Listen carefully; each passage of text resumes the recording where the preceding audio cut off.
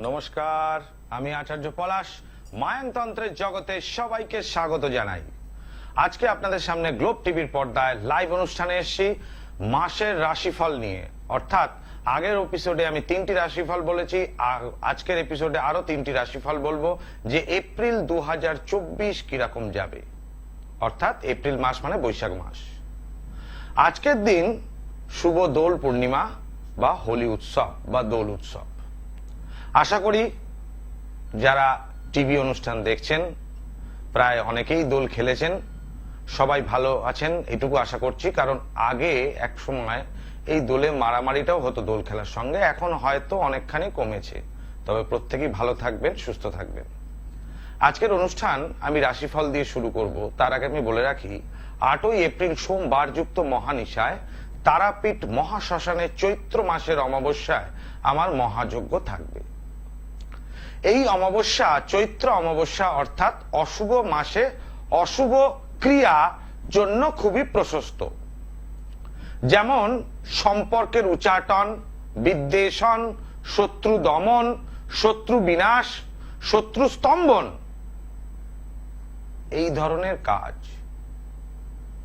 কেউ যদি আপনার বাড়িতে ভূত চালান করে থাকে, অর্থাৎ আপনার ঘরের ভেতর বা বাড়িতে আপনি অনুভব করতে পারছেন, সেটাকে কাটানো সম্ভব।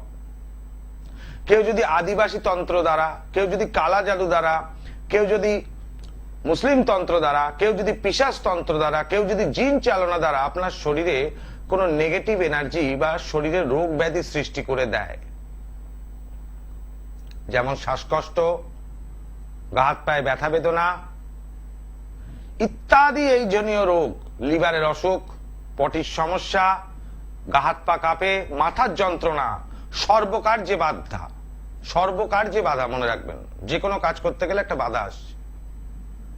এই সমস্ত ক্ষেত্রে যে কোনো তন্ত্রের উপর যদি আপনার উপর কাটান করা হয়, অর্থাৎ আপনাকে আটকে দেওয়া হয়, সেই তন্ত্র ক্রিয়া দ্বারা আপনার ক্ষতি করা হয়, তাহলে সেই কাটানের উপর কাটান করা সম্ভব এই মায়াং তন্ত্র দ্বারা।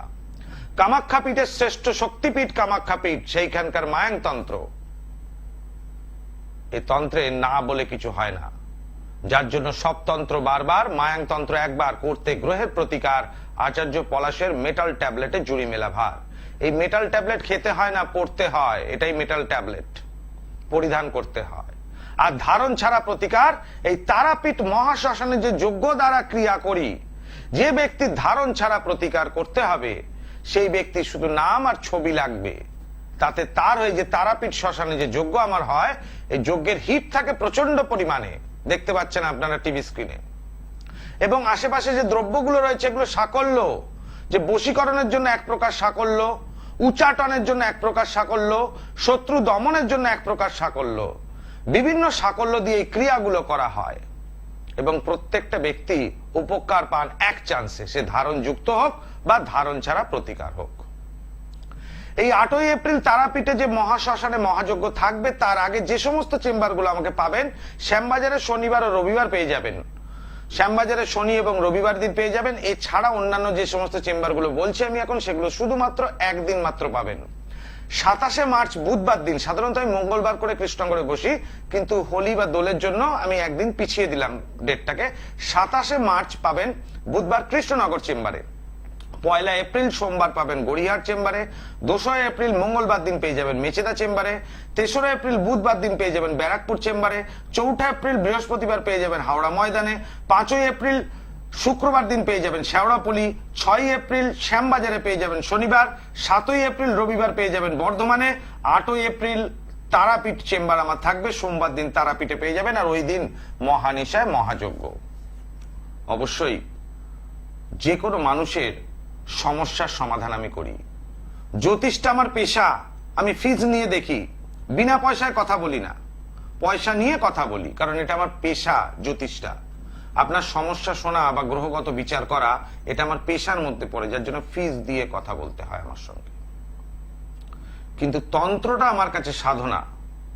যারা আসেন টিভিতে যেটা বলি সেটাই চেম্বারে বলি, যে তন্ত্রের জন্য আমি আগে সমস্যার সমাধান করে দিই। অবশ্যই বলে দেবো যে এত খরচা হবে, কিন্তু সমাধান হওয়ার পর তবে নি কাজের মূল্য। আমি কোনোদিন বলি না পুজোর জন্য এই খরচা হবে বা ওর জন্য এই খরচা হবে, কোনোদিন আমার চেম্বারে সে কথা বলি না। যতক্ষণ আপনাদের সমস্যার সমাধান না করতে পারবো, সমাধানের মূল্য কত খরচা হবে সে টাকা নিই না কারোর কাছ থেকে। এটা টিভির অনুষ্ঠানে যেটা আমি বলি সেটাই চেম্বারে করি, যে টিভিতে এক চেম্বারে আর এক, পুজোর জন্য এই টাকা দিতে হবে।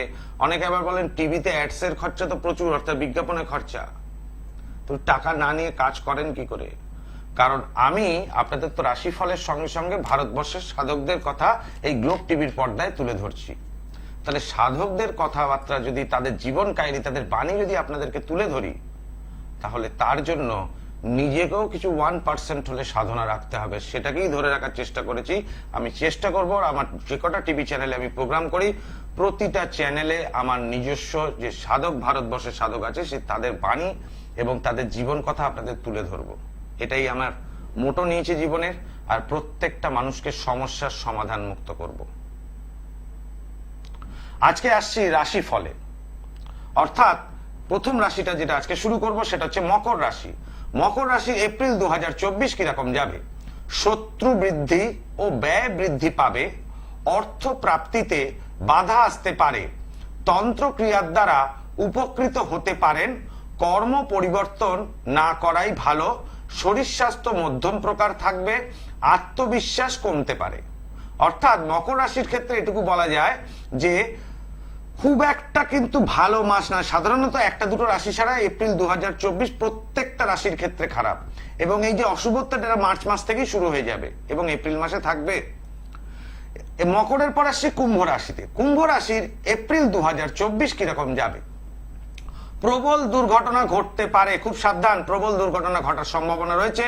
শরীর স্বাস্থ্য মন মানসিকতা ভালো যাবে না, স্বামী বা স্ত্রীর বিপদ আছে, অহেতুক ব্যয় বৃদ্ধি পাবে, দাম্পত্য কলহ সৃষ্টি হবে, নতুন বিনিয়োগ শুভকর নাও হতে পারে, আত্মবিশ্বাস কমে যাবে। সুতরাং কুম্ভ রাশির ক্ষেত্রে কিন্তু এপ্রিল 2024টা মোটেই শুভকর নয়। এবার কুম্ভের পর আসছি মীন রাশিতে। মীন রাশির এপ্রিল 2024 কিরকম যাবে?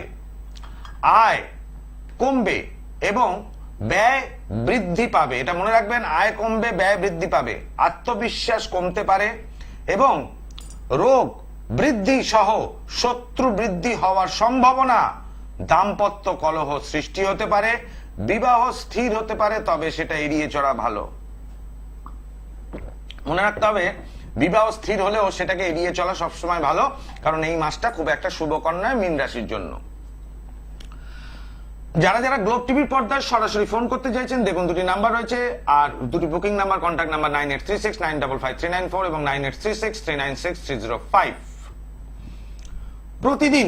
প্রতিদিন একদম টিভি সিরিয়ালের মতো গ্লোব টিভির পর্দায় সন্ধ্যা 5:55 আমার অনুষ্ঠান থাকে। আমি চেষ্টা করি আপনাদের জন্য লাইভ করার জন্য, এবং যেদিন যেদিন সময় পাই, আজকে দোলের দিনও অর্থাৎ হোলির দিনও আপনাদের জন্য এসে লাইভ করতে, যেদিন যেদিন সময় পাই লাইভ করি আপনাদের জন্য। সাধক রামপ্রসাদ এবং দিদি নাম্বার 1-এর অনুষ্ঠান শেষ হওয়ার পরই সরাসরি গ্লোব টিভি ঘোরাবেন এবং আচার্য পলাশের অনুষ্ঠান দেখতে পারবেন। ভারতবর্ষের সাধক এবং রাশিফল নিয়ে আমি অনুষ্ঠান করি।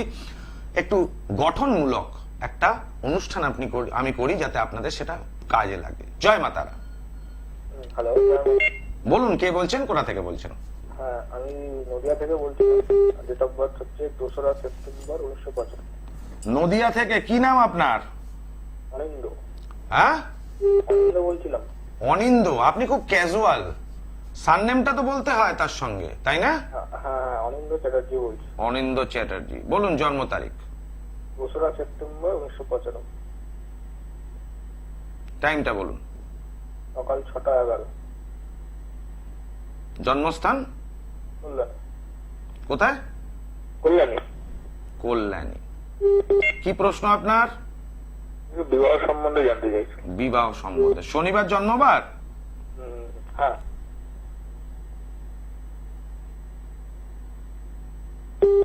2023 সাল থেকে তো বিবাহের যোগ চলছে আপনার। বিয়ে হয়েছে?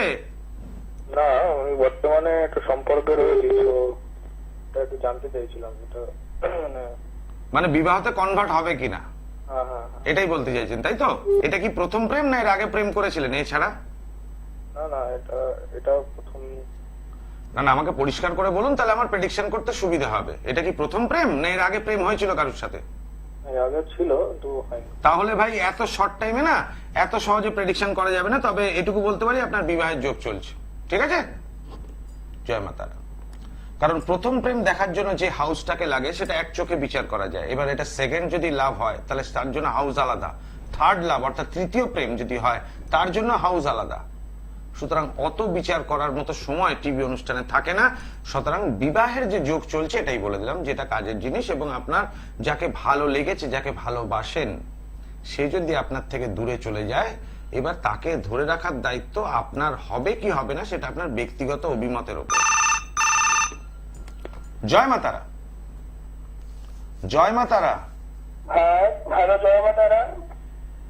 হ্যালো, বলুন। হ্যালো। হ্যাঁ বলুন, শুনতে পাচ্ছি।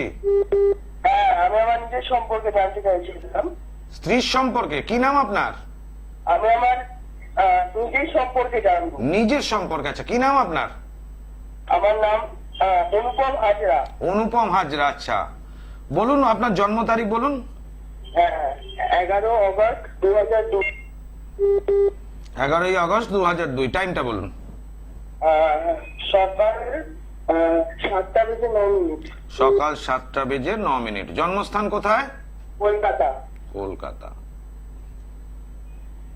রবিবার জন্মবার? হ্যাঁ। প্রশ্ন করুন, কি প্রশ্ন আপনার? আমি আমার কেরিয়ার নিয়ে জানতে চাইছিলাম। ক্যারিয়ার নিয়ে কি করেছেন আপনি? আমি এখন 3rd ইয়ারে পড়ছি। কি স্ট্রিম আছে আপনার সাবজেক্টে? হ্যাঁ, জার্নালিজম নিয়ে পড়েছি। জার্নালিজম নিয়ে পড়েছেন। আপনার হচ্ছে সিংহ লগ্ন, সিংহ রাশি।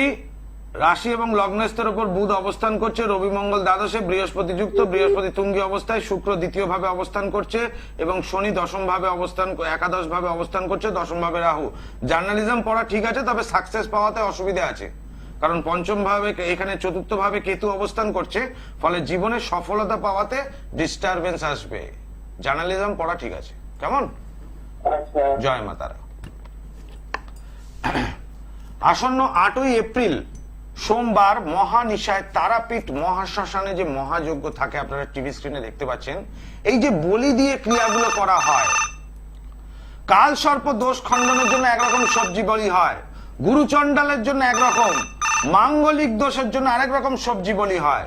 তাহলে এই বলি দিয়েই কিন্তু দোষটা কাটাতে হয়। প্রথমে সেই ব্যক্তির নাম করে, গোত্র উচ্চারণ করে, তার ছবি দিয়ে যে ক্রিয়াটা হয়, সেই ব্যক্তির শুভ অর্থাৎ তার দোষটাকে কাটানো হলো, অর্থাৎ তার অশুভত্বকে খণ্ডন করা হলো। এবং বার হিসাবে সোমবার দেবাদিদেব মহাদেবের মৃত্যুঞ্জয় বার। সুতরাং এই দিনে মহামৃত্যুঞ্জয় যজ্ঞ ক্রিয়াতে পূর্ণ সফলতা পাওয়া যাবে। যে কোনো রকম শরীরে রোগ হোক না কেন, সেই রোগ থেকে মুক্তি ঘটবেই ঘটবে। 64 রকম গাছগাছড়া দিয়ে মেটাল ট্যাবলেট তৈরি হয়। এমন কিছু শিকড় আছে যেগুলো কোমরে পড়লে শ্বাসকষ্ট বন্ধ হয়ে যাবে। এমন কিছু শিকড় বাকড় আছে যেটা কোমরে পড়লে গায়ের ব্যথা বেদনা চলে যাবে, বাতের ব্যথা থাকবে না, পার্মানেন্টলি, টেম্পোরারি না। আবার এমন কিছু শিকড় আছে সেগুলো কোমরে পড়িয়ে দিলে ভূতের ভয় চলে যাবে, কিন্তু সেই মেটাল ট্যাবলেটের মধ্যেই এগুলো থাকে। জয় মাতারা। হ্যাঁ, জয় মাতারা। আমি বলুন। বারাসাত থেকে বলছি। বারাসাত থেকে বলছেন, কি নাম আপনার বলুন? বিজন ঘোষ। বিজন ঘোষ। আচ্ছা, বলুন আপনার জন্ম তারিখ বলুন। বিজন। আচ্ছা, 27/11/1998 রাত্রি 10:30, 10:55। রাত্রি 10:55। জন্মস্থান কোথায়? বারাসাত না কলকাতা? না না, আমনাগা বারাসাতের 24 পরগনা, উত্তর 24 পরগনা, তাই তো? আমডাকা বেরোবে না বাবা, উত্তর 24 পরগনা। শুক্রবার জন্মবার? হ্যাঁ। শুক্রবার জন্মবার। এখানে যেটা দেখতে পাচ্ছি কুম্ভ রাশি এবং সিংহ লগ্ন। প্রশ্ন করুন আমাকে, কি প্রশ্ন? হ্যাঁ। প্রশ্ন কি জন্য ফোন করা হয়েছে আমাকে? হ্যাঁ।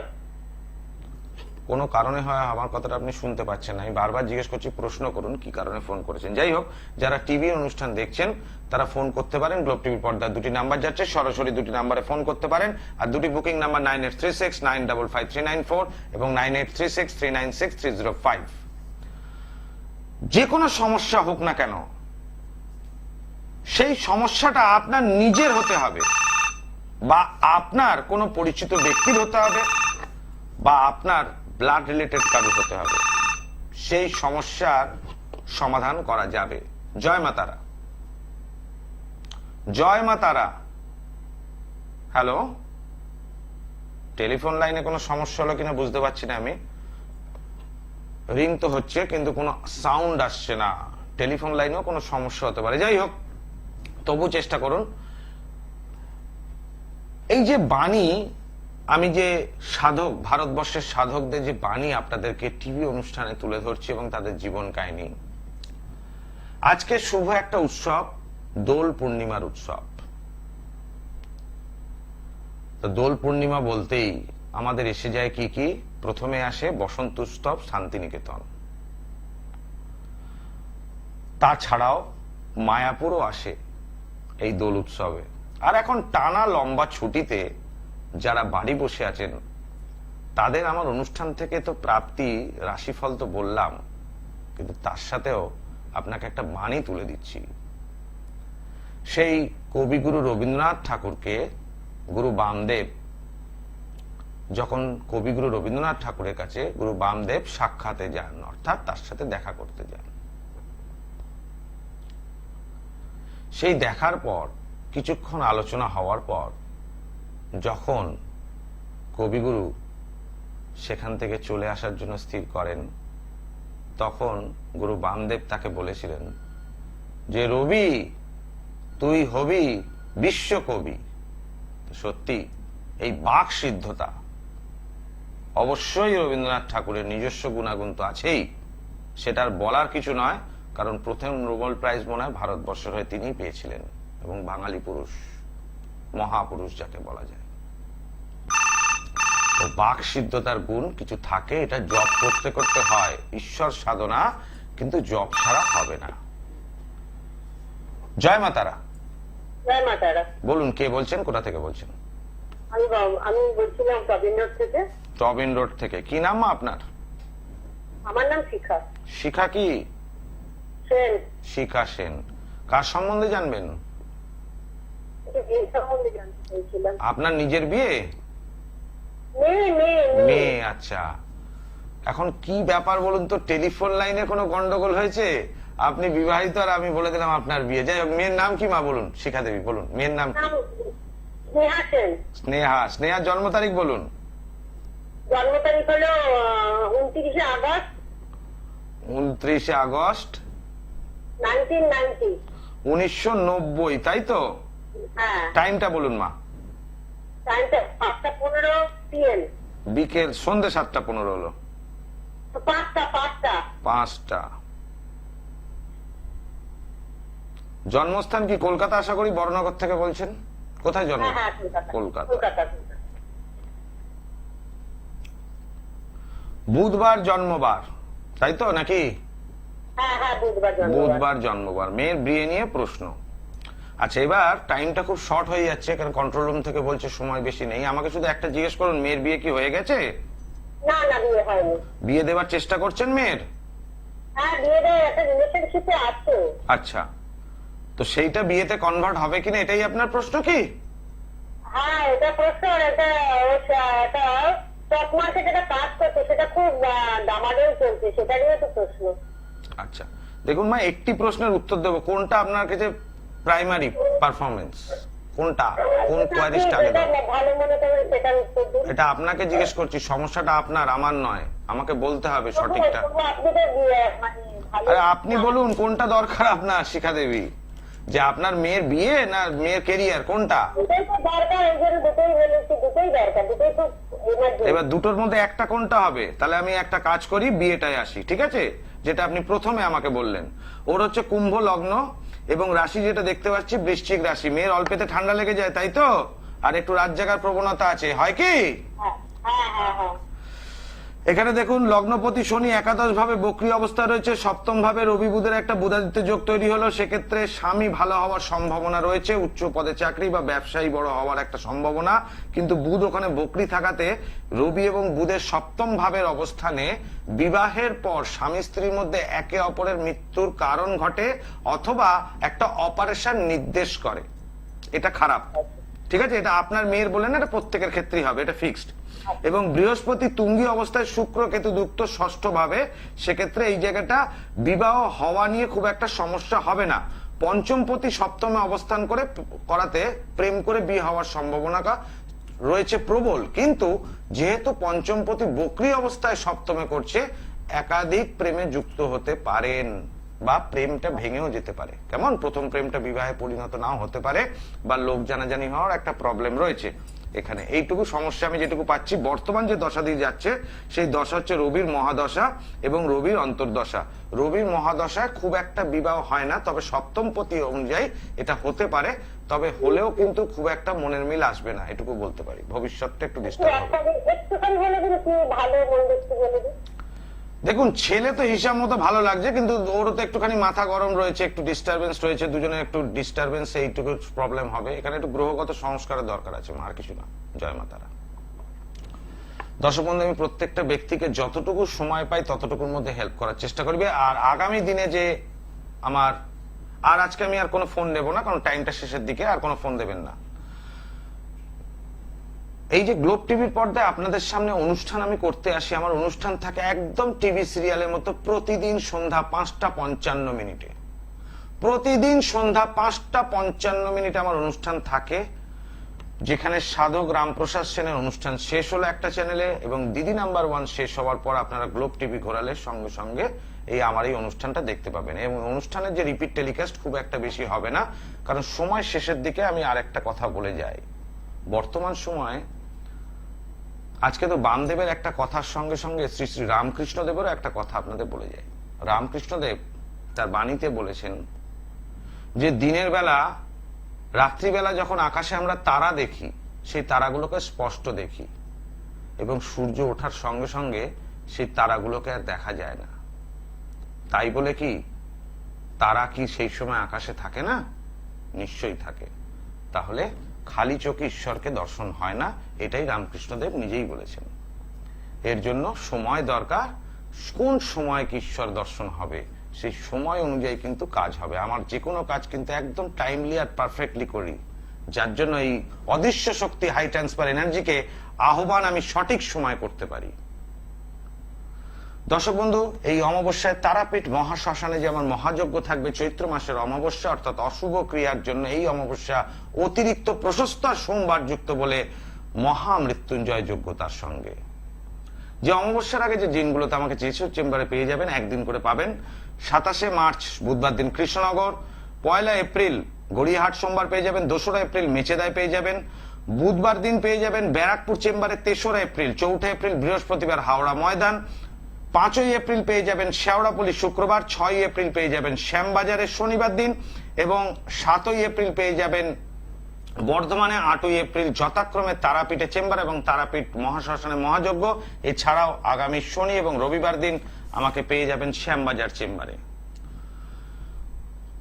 এই যে অমাবস্যার ক্রিয়া, এই যে ধারণ ছাড়া প্রতিকার, এই ধারণ ছাড়া প্রতিকার মানে আপনাকে হাতে কিছু ধরিয়ে দিলে হবে না, তার জন্য এই যজ্ঞেতে ক্রিয়া করতে হবে, সেই ব্যক্তির হয়ে বলি দিতে হবে, তার ছবি লাগবে, নাম গোত্র লাগবে, তবে তার শরীর থেকে অশুভকে বের করা যাবে এবং তার জীবনে উন্নতি বা তার যে মনে যে প্রাপ্তি, যার জন্য সে সন্তান কিছুকে পড়ানো যাবে না, তার জন্য পিতা মাতাকে আসতে হচ্ছে। আমার কাছে এসছেন এবং আমি এর জন্য কাজও করে দিচ্ছি। এর জন্য যজ্ঞ ক্রিয়ার প্রয়োজন হয়। যজ্ঞ ছাড়া, ধারণ ছাড়া প্রতিকার সম্ভবপর নয়। আর প্রত্যেকটা মানুষকে আমি সমাধান আগে করে দিচ্ছি, সমাধান হওয়ার পরই তারপরই সমাধানের জন্য মূল্য নিই। এটা যারা চেম্বারে এসছেন প্রত্যেকে জানেন। আজকের মতো এখানে বিদায় নিতে হচ্ছে অনুষ্ঠান শেষ করার জন্য। আগামী দিন বাকি রাশিগুলো নিয়ে রাশিফল বলবো। প্রত্যেকে ভালো থাকুন, সুস্থ থাকুন, আর দোল আর হোলি উৎসব খুব ভালোভাবে কাটিয়েছেন। আশা করি কালকেও কিছুটা অনেকে খেলবেন, একটু ছুটির আমেজ রয়েছে। আজকের মতো এখানে বিদায় নিচ্ছি। ওম সর্বমঙ্গল মঙ্গলে শিবে সর্বার্থ সাধিকে শরণ্যে ত্র্যম্বকে গৌরী নারায়ণী নমস্তুতে।